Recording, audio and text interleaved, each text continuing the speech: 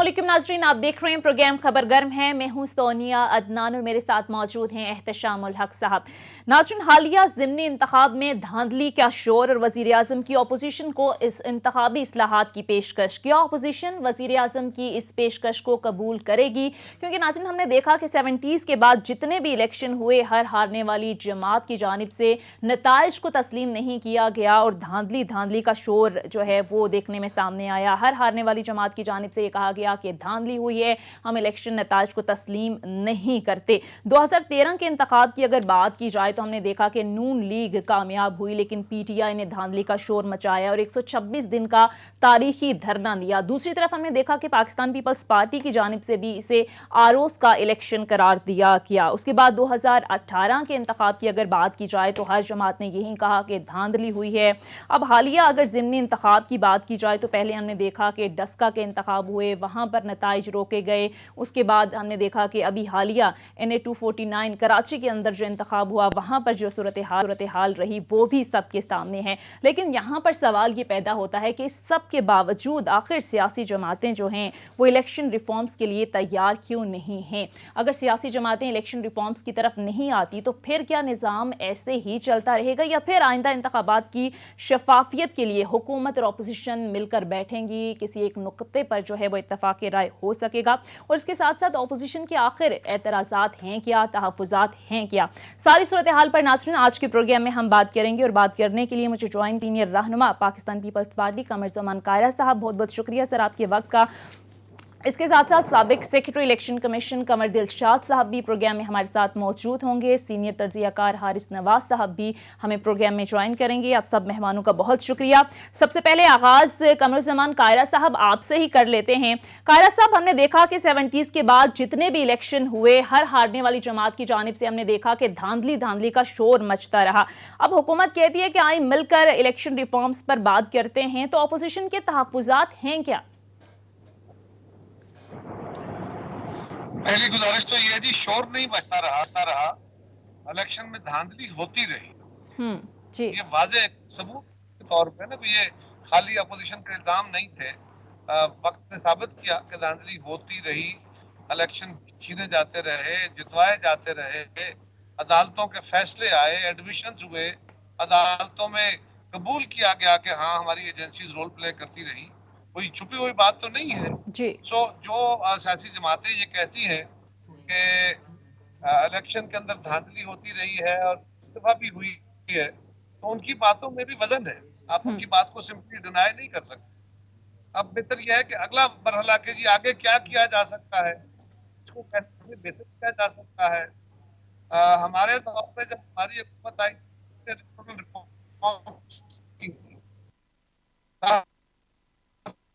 लाए थे, हमने इलेक्शन कमीशन को, हमने उनकी नौकरियों को तहफ़्फ़ुज़ दिया था, हमने और भी चीजें नहीं, पता चला कि प्रैक्टिकली वो भी उस तरह कामयाब नहीं हुई।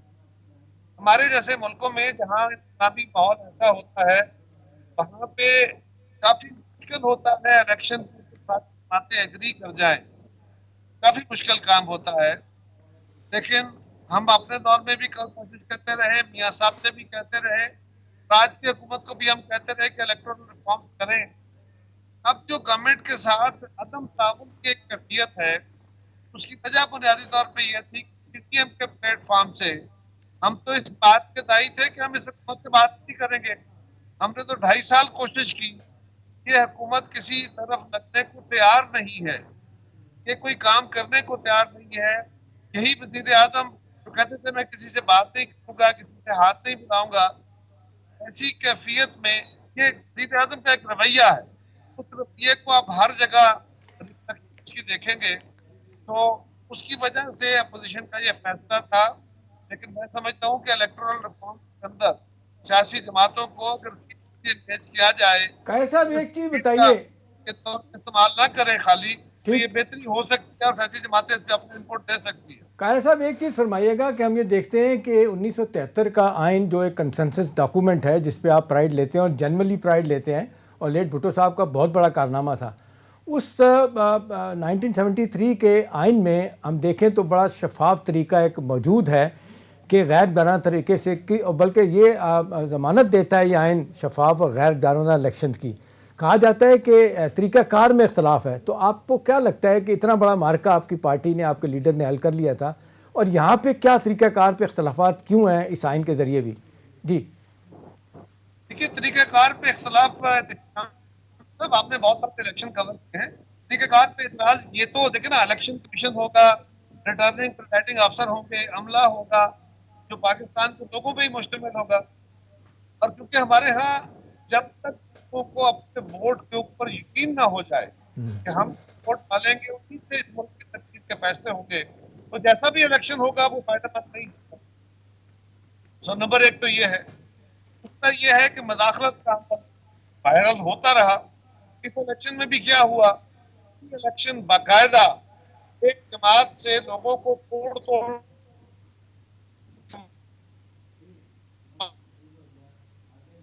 अगर किसी को शक हो तो मुझे बताइए, मैं उनके साथ बैठ के उनको बताता हूँ कि किस जगह कौन कौन से अफसर क्या क्या करते रहे, मैं बता दूंगा। कोई छुपी वाली बात नहीं है, किससे रब्ता नहीं हुआ।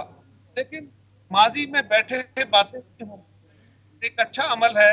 आइंदा के अमल को शफाफ बनाने की कोशिश जो है, अब उसमें कितना आप इलेक्ट्रॉनिक मशीन है, इसके जरिए कितना काम कर सकते हैं, जुडिशरी कितना इसमें अपना एक्टिव रोल प्ले कर सकती है, और इलेक्शन कमीशन का अमला, खुद इलेक्शन कमीशन अपना अमला जो है वो हायर करेंगे ताकि कम से कम एक एक रिटर्निंग अफसर जो है, तो बाकी मुल्कों का इलेक्शन कमीशन का अपना अमला मौजूद है। तो ये भी एक तजवीज़ है, उसके ऊपर हमारी जमात की भी बड़ी वाज़ेह आई थी। अगर हुकूमत ने एक कोशिश करती तो अब तक ये तजवीज़ पे अमल दरामद हो जाता। अभी मैं समझता हूँ कि अगर इसको अपोजिशन के साथ का बना तो ये एक तरीका तैयार हो सकता है, अपोजिशन से बात करने को तैयार हो सकती है। सही, ठीक है, राय नहीं है। ठीक है। एहतशाम साहब, मैं आपकी तरफ आऊंगी। ठीक है, कायरा साहब आपकी तरफ दोबारा भी आएंगे। एहतशाम साहब, आपको क्या लगता है ऐसे माहौल में अब इत्तफाक राय मुमकिन हो सकेगा?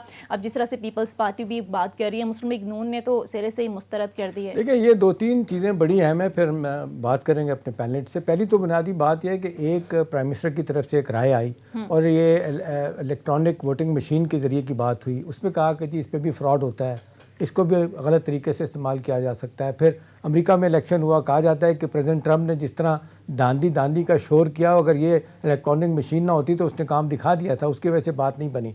चलें, और तरक्की याफ्ता ममालिक में भी ये है, इसके अलावा कोई और तरीका क्या किया जा सकता है। असल मसला सोनिया इस वक्त ये है कि आप देख लें, पीपल्स पार्टी ने भी अपेरेंटली इसको रिजेक्ट कर दिया है, प्राइम मिनिस्टर के ऑफर को। शहबाज साहब ने भी रिजेक्ट कर दिया है। भाई वे फॉरवर्ड क्या है? वे फॉरवर्ड तो ये एक ही है ना कि आप पार्लियामेंट में चले जाएं, पार्लियामेंट की कमेटियां हैं कई, उसमें आप चले जाएं और वहाँ बैठ के कोई कंसेंसस पैदा कर लें, इत्तेफाक कराए, उसके बाद किस तरह इलेक्शन कराने हैं।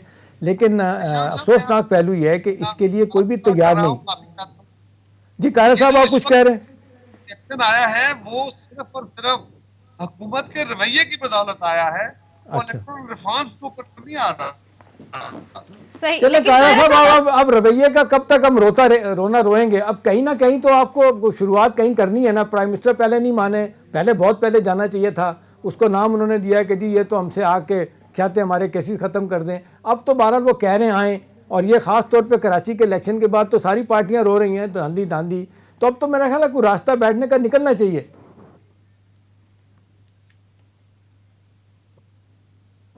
जी हारिस साहब, ठीक है। हारिस नवाज साहब, मैं आपकी तरफ आऊंगी। हारिस नवाज साहब, आपको क्या लगता है ऐसे माहौल में? जाहिर है अब ऑपोजिशन की जानिब से ये गिला है कि पहले भी जब हमने कहा तो उस वक्त हुकूमत मानी नहीं, एनआरओ को शोर मचाया जाता रहा। अब बहरहाल हुकूमत कह रही है, इमरान खान साहब ने भी कहा है कि आए मिलकर रिफॉर्म्स करते हैं। आपको लगता है कि ऑपोजिशन की जो जमातें हैं, मुस्लिम लीग नून और पाकिस्तान पीपल्स पार्टी, जाहिर है दो बड़ी जमातें हैं, और इनकी जानिब से भी जाहिर है धांधली का शोर मचता रहा है। अभी कायरा साहब भी कह रहे थे कि धांधली का शोर नहीं था, बाकायदा सबूत भी हुए। तो अब अगर सिस्टम को फेयर करना है तो मिलकर बैठना होगा। तो आपको लगता है कि इत्तेफाक राय हो सकेगा? लेकिन एक तो बात यह कि एक तो बहुत ही कौमी जरूरत है। Number 2, I do agree with Kaira साहब के साथ भी और शान साहब के गवर्नमेंट ने थोड़ा डिले, गवर्नमेंट को कन्फ्रंटेशन पे इस तरह नहीं जाना चाहिए था, बल्कि असेंबली को फाल रखना चाहिए था। असेंबली की अहमियत को हमेशा से कायम रखना चाहिए था, जिसके लिए जब भी उन्होंने बात की, उन्होंने कहा कि चोर, लुटेरे, डाकू ये ऐसी बातें नहीं करनी कि आपसे मुल्क में करप्शन हुई है, ऑपोजिशन ने करप्शन की है और उसके लिए नैब के केसेस बनाए हुए हैं तो करें। आप प्राइम मिनिस्टर पाकिस्तान एक ओपन डायलॉग की बात करें कि जी मैं तमाम पार्टी में बैठ के ओपन डायलॉग करना चाहता हूँ, पार्टी लीडर्स आए, बैठें, बात करें। और अगर वहाँ कोई पार्टी अपने ये बात करती है करप्शन केसेस की तो he can say these cases छोड़ देते हैं ताकि रिकंसिलिएशन अंडरस्टैंडिंग का माहौल पैदा हो। नंबर 2 ये बहुत ही जरूरी है। आप देखें जब तक ये मसाइल सकते हैं, इसके लिए जरूरी है कि जिस तरीके से गवर्नमेंट ने प्रपोजल किया हर पार्टी के पास लेकिन हारिस नवाज साहब देखें ना, कोई काम करने का कोई तरीकाकार होता है। आज जो प्रेस कॉन्फ्रेंस फवाद चौधरी साहब ने की है बाबर रहमान के साथ मिलके, उन्होंने तो बड़ा वाज़ेह तौर पे इल्ज़ाम लगा दिया कि ओपोजिशन इस्लाहात चाहती नहीं है, हम तो चाहते हैं। अब देखें ये तो कोई तरीका नहीं बातचीत शुरू करने का कि आप रेडीली रिजेक्ट करते हैं कि जी वो आते ही नहीं इस तरफ। एहतशाम साहब, मैं यही बात करता हूँ कि गवर्नमेंट के मिनिस्टर्स आर वेरी इमेच्योर। उनको चाहिए कि इस मामले के ऊपर एक अपनी टीम बनाए इलेक्टोरल रिफॉर्म की, जो बड़े मैच्योर लोग हों, समझदार हों, नेगोशिएटिंग स्किल्स आते हैं, वो अपनी तजावीज़ दे के उसके बाद ऑपोजिशन को दें। दोनों पार्टी मेन पार्टी है, MLN है और जो पार्टी सबको दें, वो उनको को टाइम दें, वो उसके ऊपर अपना इनपुट दें, फिर आप असेंबली में ले जाएं, कमेटी में ले जाएं, वहाँ और फिर इसको ओपन डिस्कशन करें असेंबली के अंदर, असेंबली को इम्पोर्टेंस दें। उसके बाद मेरे ख्याल में क्लियर पता चल जाएगा कौन सी पार्टी चाहती है कि पुराना सिस्टम चलता रहे, नामी वाला चलता रहे ताकि रिफॉर्म होती रहे, या कौन कौन सी पार्टी जो है वो चाहती है इलेक्टोरल रिफॉर्म्स हों और अवाम का मैंडेट जिस तरीके से अवाम चाहती है वो पार्टी एक लेकर आए। आई थिंक ये बहुत ही जरूरी है इस वक्त। ये अगर इस तरह चलेंगे तो ये मसाइल भी हल हो जाएंगे, सबकी इनपुट आएगी। सेकंड कि अगर इलेक्ट्रॉनिक मशीन में भी कोई घपला होने का चांस है तो वो हर एक पार्टी की टेक्निकल टीम है, वो उसको और बेहतर तरीके से उसका फुल प्रूफ तरीके से पॉइंट लेकर आए ताकि डिटेल डिस्कशन हो और फिर असेंबली में बिल पेश हो। ये यूनानिमस होना चाहिए। स्टिल फील हर एक चाहता है ये इलेक्शन काउंटर एलिगेशन खत्म। और इसमें कायरा साहब 2-3 चीज़ें जो अच्छी आई हैं, जो मेरा ख्याल है कल से आ रही हैं, कि जिस तरीके से हुकूमत चाह रही है कि जी इंतखाबी इस्लाहात कैसे होनी चाहिए, वोटर्स टर्नआउट को बेहतर करने के लिए क्या होना चाहिए, वो सारी चीज़ें हैं जिस पे मेरा ख्याल है जब तक ये बैठते नहीं जामे इंतखाबी इस्लाहात तो बैठने के अलावा नहीं हो सकती। सही, इस पर कायरा साहब का कमेंट लेंगे, लेकिन एक मुख्तसर ब्रेक लेते हैं। नाज़रीन, ब्रेक के पीछे आते हैं, डिस्कशन का सिलसिला जारी रहेगा। Stay with us.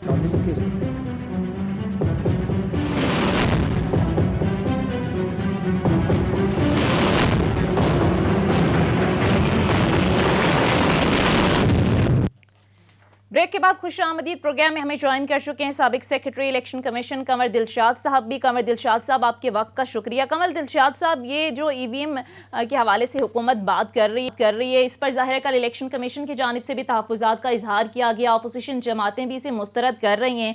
तो आपको क्या लगता है, क्या इलेक्ट्रॉनिक वोटिंग से शफाफ इंतखाबात मुमकिन हो सकेंगे? ये धांधली का शोर ख़त्म हो सकेगा? तौर पर धांधली का जो मामला है वो तो शफाफ इंतखाबात के लिए इलेक्ट्रॉनिक वोटिंग मशीन एक बेहतर जरिया है, लेकिन इसमें सबसे बड़ी अहम बात यह है कि इलेक्ट्रॉनिक वोटिंग मशीन जो पाकिस्तान से जो तैयार कर रहा है वो इंडिया से बेहतर है। इंडिया की जो इलेक्ट्रॉनिक वोटिंग मशीन है वो पेपरलेस है, और जो पाकिस्तान में जो इलेक्ट्रॉनिक वोटिंग मशीन जैसे बनाई जा रही है, सारी फबारे हैं, तो वो एक पेपर के साथ होगी। जब बैलेट पेपर साथ आ जाएगा तो उसमें जो है एक जो ताफ़ात है कि इसमें चिप लग जाएगी या गड़बड़ हो जाएगी, वो सारे इम्कानात ख़त्म हो जाते हैं। लेकिन सबसे बड़ी अहम बात यह कि हुकूमत के वज़रा, हुकूमत के तर्जमान इसको सही मायनों में इसको पब्लिक को भी आगाह नहीं कर रहे और अपोजिशन को तो महज वो इश्तियाल दिलाने के मामले में रहते हैं। आप इसमें इस सबसे बड़ी अहम बात यह है कि 49 जो हमारी इलेक्शन एक्ट 2017 के सिर्फ 49 तरमीम करने का जो मसौदा बाबर रहमान साहब ने पेश किया है वो बहुत दुरुस्त है, और मैंने पढ़ा है, वो उसमें कुछ हमारे साथ भी कंसल्टेशन हुई थी इस बात मामला में, तो बेहतरीन तरामीम है वो तरामीम जो है उससे वाकया एक इलेक्शन कमीशन का भी पावरफुल हो जाएगा और आइंदा के जो ताफ़ात है वो भी खत्म हो जाएगी। इलेक्ट्रॉनिक वोटिंग मशीन एक तरफ रखे, लेकिन जो 49 जो तरामीम करवाने का जो मसौदा बाबर रहमान साहब तैयार करवाया है, आज स्वाति साहब इसमें शामिल है और पार्लिमानी सेक्रेटरी साहब का भी इसमें बड़ा अहम रोल है। तो उन्होंने सारा मसौदा मुझे दिखाया था, हमने पढ़ा देखा, वो बेहतरीन मामला है। उसमें तो कोई 2/3 मेजॉरिटी की भी जरूरत नहीं है। वो तो इलेक्शन एक्ट जो है वो तो हमारी पार्लियामेंट जो है वो एक सिंपल मेजॉरिटी के तहत वो तरमीम कर सकती है। तो हुकूमत के वज़रा को, स्पोक्स पर्सन को ये चाहिए कि जो आपके जो 49 जो आपने तरमीम का मसौदा तैयार किया है वो बेहतरीन है, बड़ा खुश आइंद है, उसको आप पब्लिक करते हैं, आप उसको तमाम अखबारात में दे देंगे, जनाब ये हम मसौदा हमारा है और ये मसौदा हम पार्लियामेंट में लेके जा रहे हैं। तो बेशक अपोजिशन तावन करे ना करे, हुकूमत के पास मेजॉरिटी है, वो सिंपल मेजॉरिटी में वो इलेक्शन एक्ट की तरह। लेकिन कंवर दिलशाद साहब, आप नहीं समझते कंवर साहब कि इससे अगर फ़र्ज़ करें जिस तरह यही आपने बात की है, लोग बहुत सारे लोग कह रहे हैं जो पार्टी के अंदर जो नहीं चाहते पीटीआई के अंदर के ओपोजिशन को एंगेज किया जाए, उनका यही कहना है कि जी पार्लियामान का इजलास बुला के सिंपल मेजॉरिटी के साथ ये काम हो सकता है। सवाल तो फिर कंवर साहब यही है ना, अगर आप एक अमेंडमेंट कर लेते हैं और 49 अमेंडमेंट नहीं ले आते हैं और बाद में अपोजिशन सारी कहती है कि हम इसको नहीं मानते, तो मसला तो वहीं खड़ा रहेगा। इसके लिए आप नहीं समझते कि ज़रूरी है कि एंगेज करें, पार्लियामेंट में लोगों को बिठाएं, जो मुख्तलिफ कमेटियाँ बैठी हैं उनको बिठाएं, एतमाद उनका बहाल करें, तो ये वंस एंड फॉर ऑल ये मसला हल हो।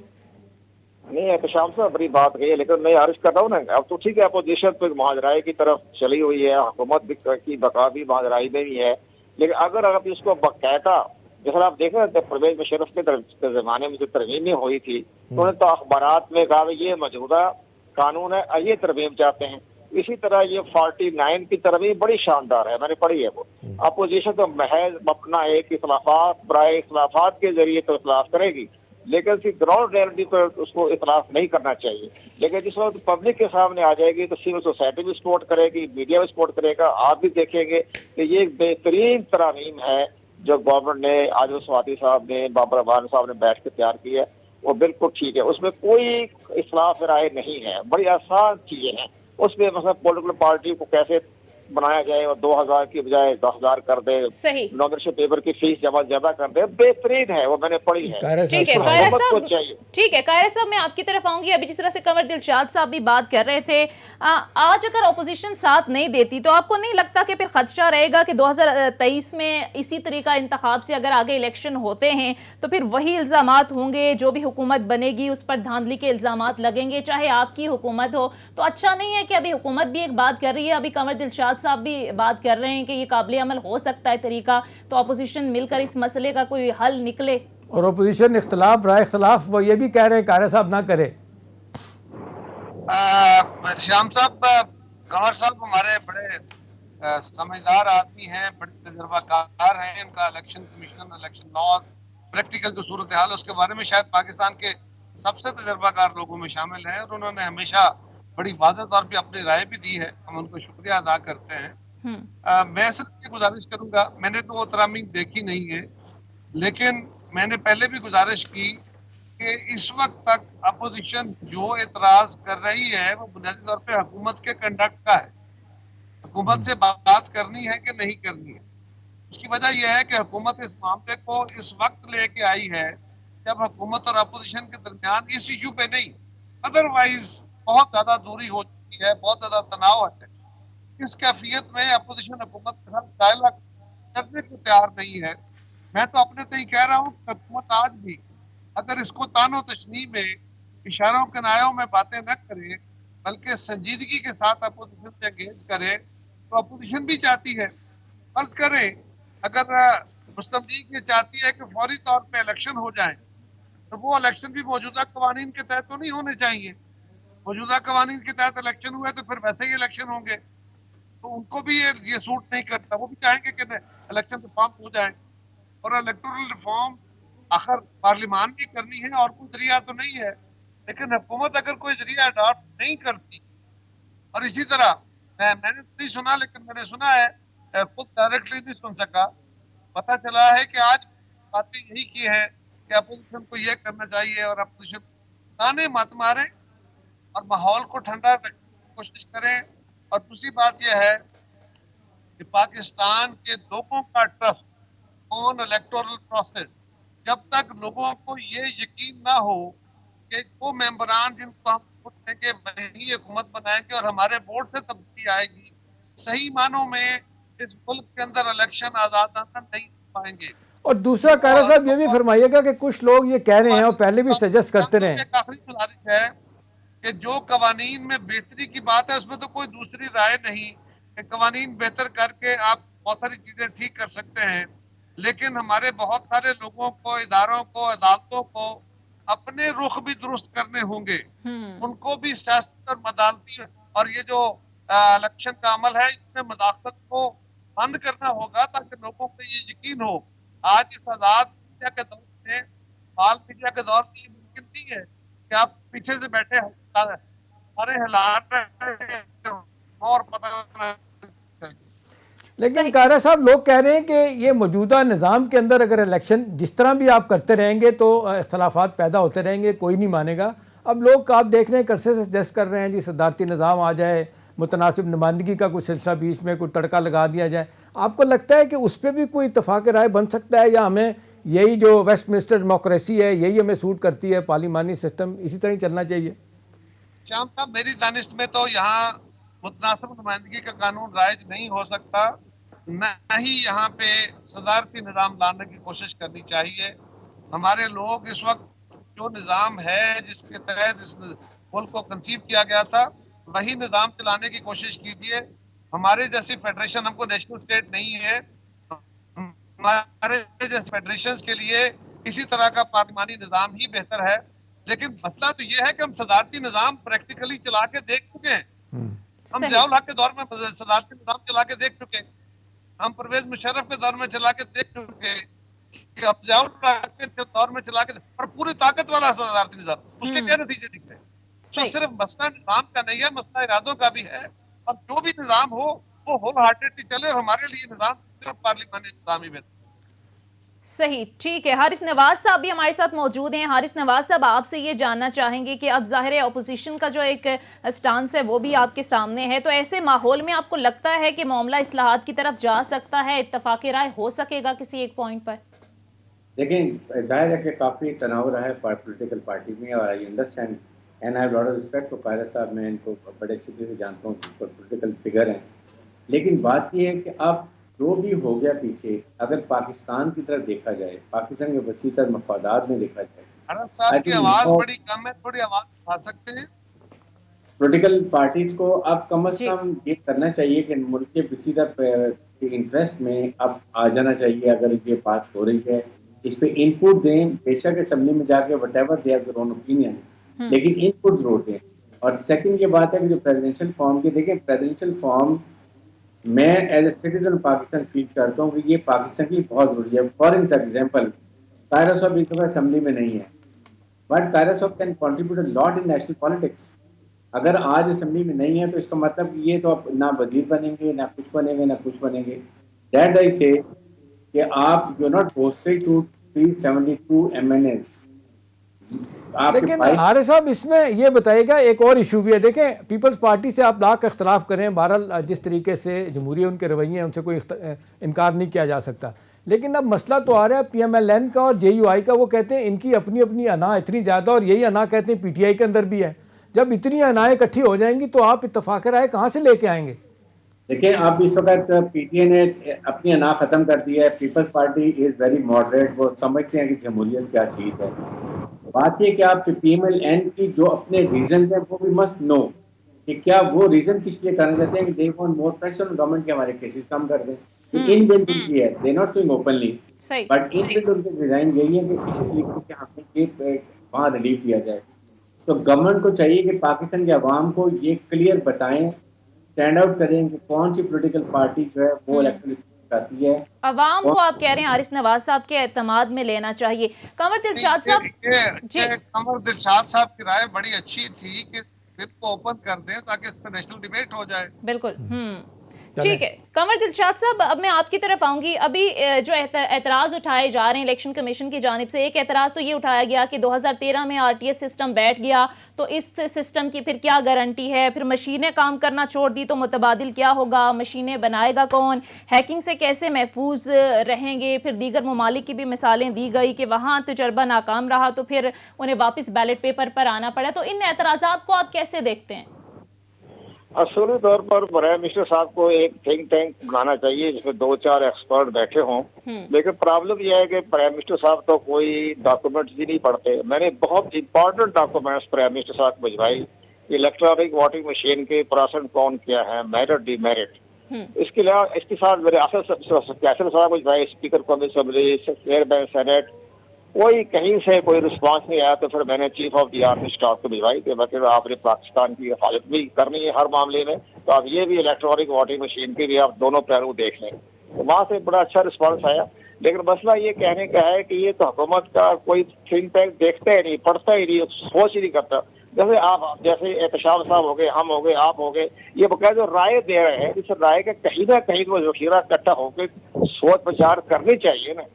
तो ये तमाम चीजें जो है हुकूमत भी नहीं कर रही, अपोजिशन के साथ ठीक है, बड़ी सख्त मुहाजरा चल रही है, वो एनआरओ कहते हैं। कंवर साहब एक चीज और बताइएगा, फिर यही सवाल कारा साहब से भी पूछूंगा, ब्रीफली बताइएगा कंवर साहब कि ये जो ओवरऑल हम देख रहे हैं कि पाकिस्तान के इलेक्शन कमीशन जो एक आईनी अदारा है उस पर जिस तरीके से मौजूदा हुकूमत ने बदएतमादी का इजहार किया है, यहाँ तक कह दिया कि सारे मुस्तफ़ी हो जाएं, आपके ख्याल में इसका क्या हल है? ये तो अब इस तरह तब्दील तो नहीं हो सकता, मौजूदा जो इंतखाबी अपना इलेक्शन कमीशन है, इन हालात में आपको क्या ख्याल है कि क्या करने की ज़रूरत है? देखो, पाकिस्तान के जो प्राइम मिनिस्टर साहब जो हैं वो तमाम आईनी इदारों के सरपरस्त आला हैं, तो उनको इस अंदाज से बात नहीं करनी चाहिए थी कि जी पांचों के पांचों आप मुस्तफी हो जाएं। ये तो अच्छा ही लगता है। प्राइम मिनिस्टर साहब मुल्क के बहुत बड़े चीफ एग्जीक्यूटिव हैं, तो पर किसी आज तक किसी प्राइम मिनिस्टर ने, प्रेसिडेंट ने इलेक्शन कमीशन या फिर किसी इदारे के बारे में ये बातें नहीं कही। लेकिन बहरहाल चले, इलेक्शन कमीशन पाकिस्तान खामोशी से उसको बर्दाश्त कर गया। अब आप ये उसके मामला कोई बात नहीं है, अब कह सकते हैं प्राइम मिनिस्टर है, बड़े आदमी है, चीफ एग्जीक्यूटिव है, लेकिन इलेक्शन कमीशन जो है इस वक्त बड़ी गैर जानदारी के साथ काम कर रहा है। अब सिंध में जो इलेक्शन हुआ है वो मैं बताया चंद रोज में उसका रिजल्ट सामने आ जाएगा। बिल्कुल इस इंतखाब में धांधली नहीं हुई, गड़बड़ नहीं हुई। गड़बड़ कहाँ हुई है? गड़बड़ रिटर्निंग ऑफिसर और डिस्ट्रिक्ट रिटर्निंग ऑफिसर की नाअहलियत की वजह से हुई। ये हकीकत है, ये सामने आप बात आपको भी देख रहे हैं, हमने भी देखी, हमने भी कह दिया कि दोनों की नाअहलियत की वजह से वो इलेक्शन मुतनाज़ा बन गया। लेकिन जहाँ तक शफाफियत है वो इलेक्शन ठीक हो गया, उसमें कोई गड़बड़ नहीं, कोई धांधली नहीं है। लेकिन इलेक्शन कमीशन की अंदरूनी मशीनरी भी कमजोर है, ये हकीकत है। आप भी आपने भी बड़ा अहम मुद्दा उठाया आपने जी। हाँ, इनके अंदर भी जो है बड़ी, मैंने भी देखा है, बड़ा भी देखा है, इनके अंदर वो सलाहियत नहीं है कि इनको रिटर्निंग ऑफिसर लगाया जाए। रिटर्निंग चले यही कंवर साहब मेरा ख्याल है पूछ लेते हैं कारा साहब से भी। कारा साहब, इस वक्त जो सूरत हाल इलेक्शन कमीशन पे टोटल नो कॉन्फिडेंस हुकूमत कर बैठी है कि जी इनको सब कोर्ट फारिग कर दिया जाए, इन हालात में आप क्या सजेस्ट करते हैं कि इन्होंने तो जाना नहीं, आईनी अदारा इस तरह ख़त्म नहीं हो सकता, चेयरमैन को आप नहीं हटा सकते, फिर क्या करने की ज़रूरत है? देखिए, बाकी जमातों ने एतराज किए हैं, ये हुकूमती जमात और खासतौर पर वजीर आजम साहब ने खुद इन पर अदम एतमाद का इजहार किया, जो बहुत अफसोसनाक है। अगर हुकूमत के पास कोई सबूत है और वजीर आजम साहब के लेवल से बात हो रही है और एक आईनी इदारे के ऊपर अटैक हो रहा है, तो उनको वो सबूत कौम के सामने रखने चाहिए जिन सबूतों की बुनियाद पे उन्होंने वो बात कही। और अगर वो सबूत दुरुस्त है तो फिर election commission, chief election commissioner को प्रोसेस मौजूद है हटाने का, हटा दीजिए। लेकिन वो ऐसा हुआ कुछ नहीं, इनके पास सबूत कुछ है नहीं, सिर्फ इल्जाम लगाया दबाव डालने का। ये अफसोसनाक है। और इलेक्शन कमीशन तो यहीं से आना है जी, ये हमारे पास जो लोग बैठे हुए हैं इन्हीं ने काम करना है। इनको हटाने से जो नए लोग आएंगे वो कोई आसमान से उतरेंगे, हमारे जैसे लोग होंगे। यहाँ बहुत लोग भी दबाव में आ जाते हैं और बहुत बड़े बड़े ऑनेस्ट जज थे, लेकिन उनसे भी बड़े कमजोर फैसले हुए और बड़े बड़े अजीब किरदार के लोग थे, उन्होंने बड़े बड़े आला काम किए। तो ये मैटर करता है। लेकिन मैं फिर कहूंगा कि सारे इदारों को अपने अपने आईनी रोल में रहते हुए इलेक्शन अपना काम करने देना चाहिए और जो पब्लिक अकाउंटेबिलिटी है वो भी हो, ताकि जो जमातें तोड़ने का, बनाने का, वफादारियां तब्दील कराने का अमल है, ये अगर होता रहेगा, इदारे मदाखलत करते रहेंगे सियासी अमल में, तो ट्रस्ट नहीं बनेगा। ठीक है, कायरे साहब आप कह रहे हैं कि तमाम इदारों को आईनी हुदूद में रहकर काम करना होगा। एक ब्रेक लेते हैं नाज़रीन, ब्रेक के बाद वापस आते हैं, डिस्कशन को आगे बढ़ाते हैं। स्टे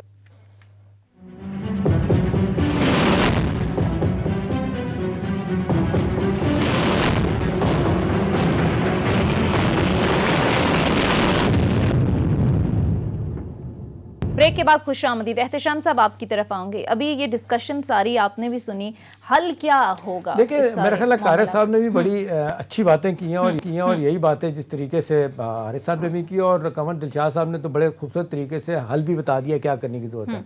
अब अहम सवाल मुझे लगता है कारज साहब, अपने पैनल से मैं यही कहूँगा कि ये पॉलिटिकल विल नहीं है, चाहे हुकूमत के पार्ट पे है, चाहे माजरत के साथ अपोजिशन के पार्ट पे है, जो भी है इस वक्त सारे पॉइंट स्कोरिंग की तरफ चले गए हैं। और जिस तरीके से हम देख रहे हैं कि मामलात को सुलझाने के बजाय रात को 8 बजे 10 बजे के टॉक शो में बैठ के हम मामलात को बेहतर करने की, ठीक करने की कोशिश कर रहे होते हैं। हर आदमी अपने तौर पे इस तरह बात कर रहा होता है। अब अहम सवाल ये है कि शहबाज शरीफ साहब आए थे, बहुत से लोगों का ख्याल था आके जिस तरीके से थोड़ा सा हट के अपने बड़े भाई साहब से और भतीजी से हट के उन्होंने बातें की, तो लोगों ने कहा चलें मफाहमत की तरफ जाएंगे।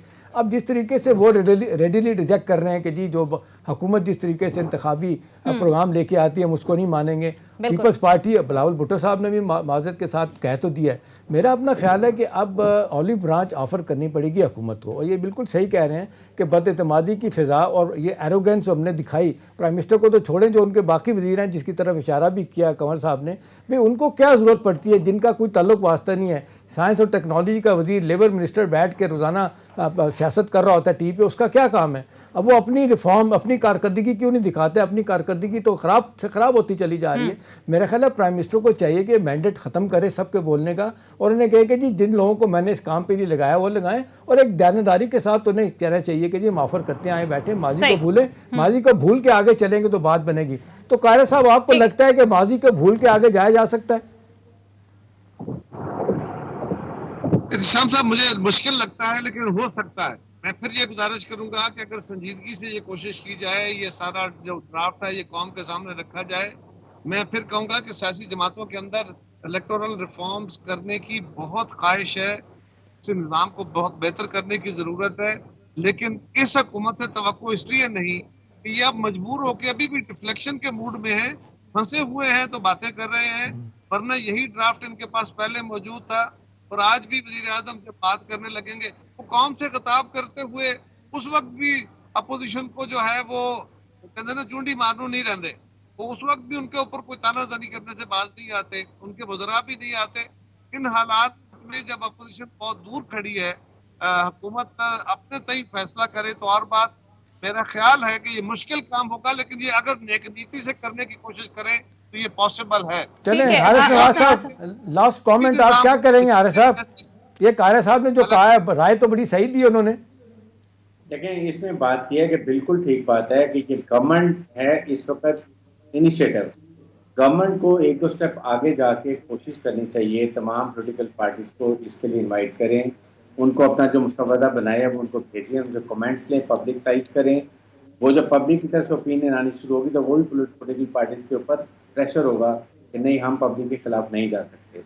उसके बाद अब सेकंड बात ये है कि बजाय इसके गवर्नमेंट को हटाने की बात की जाए, आई थिंक बेस्ट है इसके रिफॉर्म्स अच्छे करें और अगले इलेक्शन में गिव अ चांस। पीटीआई अगर फेल होती है मिजरेबली तो आवाम उसको नहीं सिलेक्ट करेंगे, अगर कामयाब अच्छा करती है तो वो इलेक्टोरल मशीन होंगी वो उनको सिलेक्ट कर लेंगी। तो make a fair electoral system, और उसके बाद अभी गिराने बजाने के बजाय अच्छा काम करें। पीटीआई के पास बड़ा मौका है कि पीडीएम काफी वीक हो गया है, इसकी सिचुएशन को कैश करें, पॉलिटिकल डायलॉग पर लेकर आए, असेंबली में जाके बैठे। Prime minister should go and make assembly more important, वहां पर जाएं। मेरे ख्याल में उसकी वजह से असेंबली भी इम्पोर्टेंट होगी, रिकंसिलिएशन भी होगी, प्रेशर भी कम होगा और शायद ये कामयाब हो। चलें लास्ट कमेंट अगर कारज साहब से ले लें। कारज साहब, ये असद उमर साहब ने जो कहा है जिस पे बड़ी बात हो रही है कि जी प्राइम मिनिस्टर दबाव में नहीं आएंगे, हुआ तो असेंबलियां तोड़ देंगे, आपको लगता है ये भी कोई डेस्परेशन की अलामत है? ये इटसेल्फ दबाव की अलामत है। दबाव इससे बड़ा क्या होगा? एहतशाम साहब, मुल्क में हर तबका फिक्र परेशान है। आप रोज टेलीविजन पे बैठे हुए एनालिसिस कर रहे हैं, लोगों की राय दिखा रहे हैं, और फिर पिछले दिनों आप और आपके साथियों की 2 मुलाकातें हुई हैं बड़ी अहम, एक वजीर आजम साहब से और एक और जगह। तो उन मुलाकातों के बाद की सूरत हाल तो वाज़ेह है कि वजीर आजम साहब अब फ्रस्ट्रेशन के शिकार हैं और घबराहट में हैं, लिहाजा इस फ्रस्ट्रेशन में वो कोई फैसला भी कर सकते।